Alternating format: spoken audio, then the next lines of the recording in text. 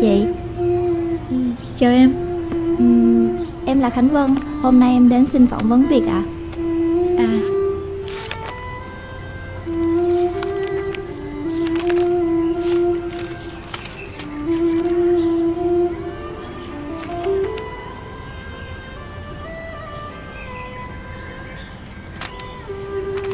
Vân còn đang đi học hả? Dạ, em đang nghỉ hè chị. Em có làm phục vụ ở đâu chưa? Dạ chưa, đây là lần đầu tiên em đi làm.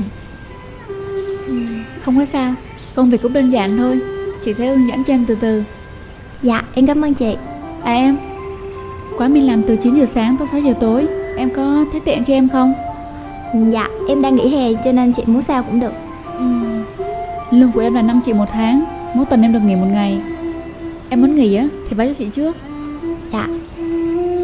Vậy hôm nay em làm việc luôn được không? Em thấy sao? Dạ làm luôn chị. Vậy chị lên phục cho em nha. Dạ.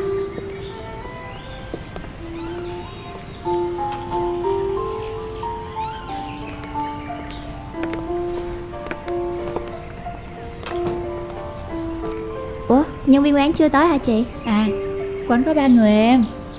Em, chị với ai nữa? Còn anh chủ nữa.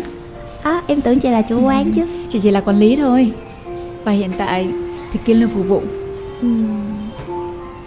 À, chị có việc ra ngoài tí, em ở lại coi quán nha. Có anh chủ ở trên lầu, em cần gì á thì cứ gọi ảnh. Dạ. Chị ra ngoài chút nha. Dạ, em chào chị.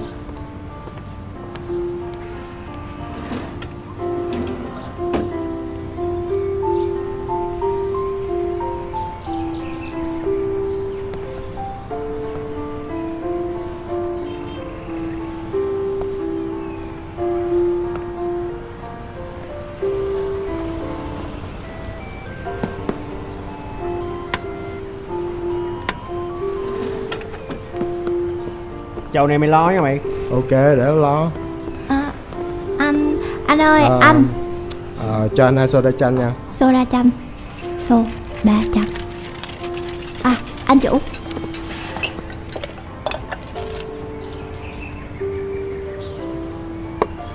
Vâng. Dạ.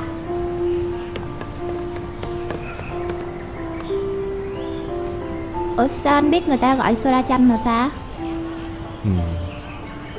Khách quen. Ủa sao anh biết em tên Vân? Đưa nước đi. Hôm qua mới gặp Minh đó bạn. Ủa giờ này nó cưới vợ chưa ta? Cũng chưa mà thằng đó giờ lông bông sao á, không thấy làm gì hết trơn. Tệ dễ sợ. Thôi biết sao giờ mày không? Ê, chiều nay sinh nhật của con Hồng á, có đi không? Tao cũng chưa biết nữa. Có gì đi qua chung tao nha.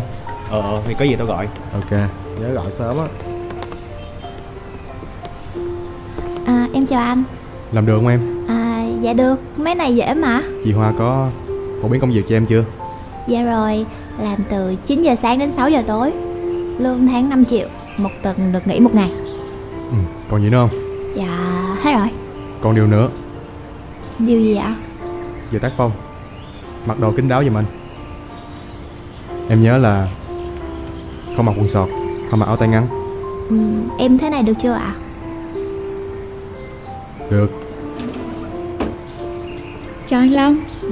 Chào em. Hoa, cậu áo.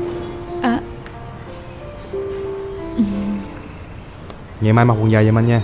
Anh nói nhiều lần lắm rồi đó. Dạ. Anh khó tính quá à. Hai người làm quen với nhau chưa? Dạ rồi chị. Từ này có bối bên cũng đỡ ghê ha.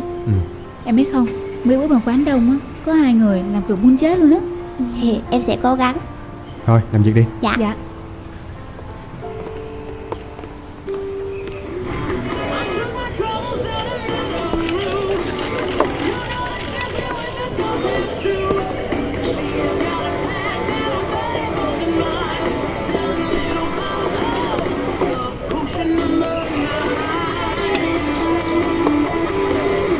Anh ơi cho em gửi.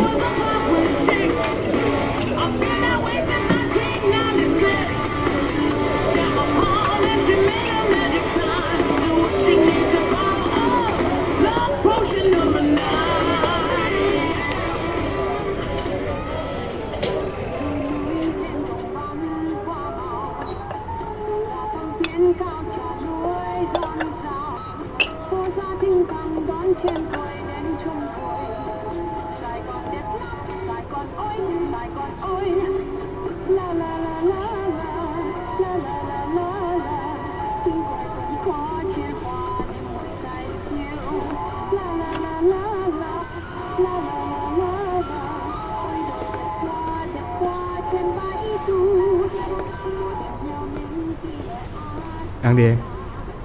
Dạ, em cảm ơn anh. Ở đây có nhiều món lắm. Em thích ăn gì thì nói, anh gọi cho. Dạ, cảm ơn anh.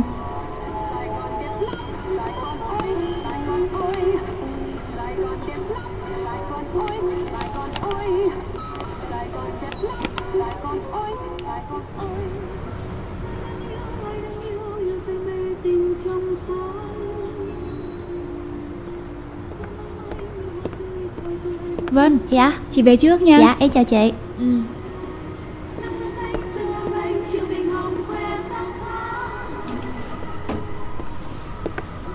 Đưa đây, để anh.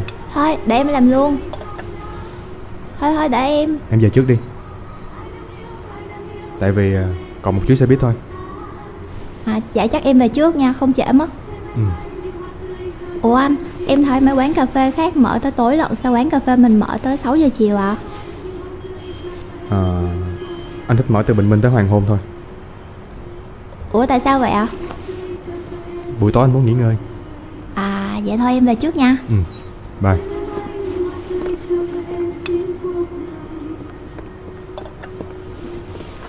Em chào anh, em về. Ừ, vậy cẩn thận nha.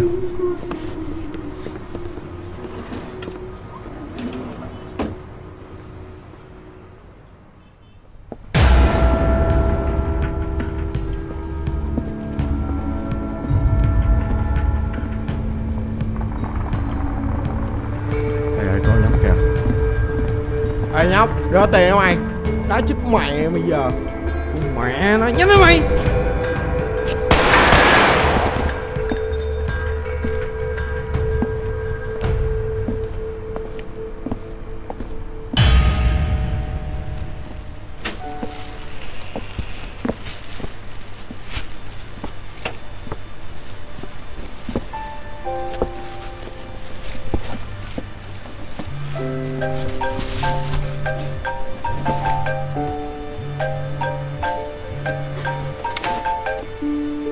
Alo. Dạ, con chào mẹ. Dạ, cũng vui. Dạ, không, bình thường. Dạ, mẹ nói đi.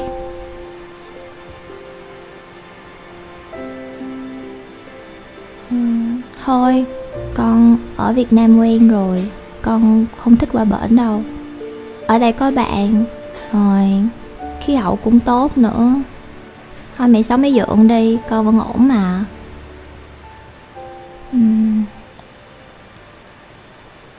Dạ. Dạ, con chào mẹ. Vâng.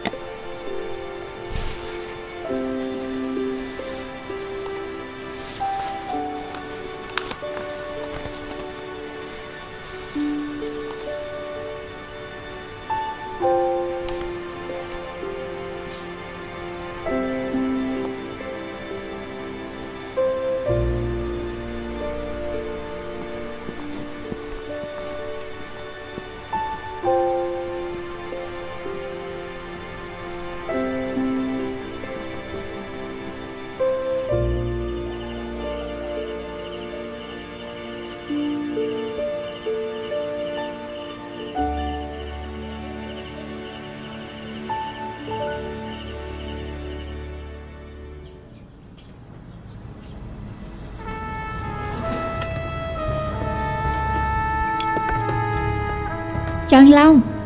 Chào em.